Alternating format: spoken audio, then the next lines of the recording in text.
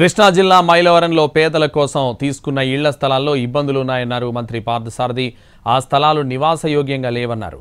గత ప్రభుత్వం సాధ్యాసాధ్యాలు పరిశీలించకుండా భూములను తీసుకుందని ఆరోపించారు. గృహ నిర్మాణంలో ఫ్లై యాష్ను వాడేందుకు ఆలోచన చేస్తున్నామన్నారు. 2014-19 గృహ నిర్మాణాలపై కూడా అభ్యంతరాలున్నాయన్నారు. అందుకే క్వాలిటీ చెక్ కూడా చేస్తున్నామన్నారు. అక్రమాలకు పాల్పడిన వారిపై చర్యలు తీసుకుంటామన్నారు పార్థసారథి.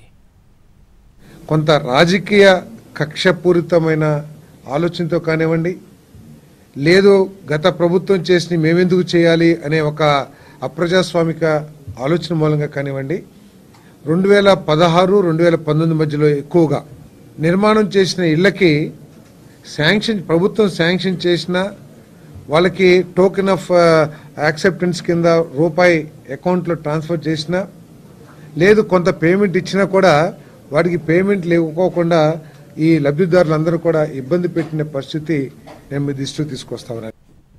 కొంత రాజకీయ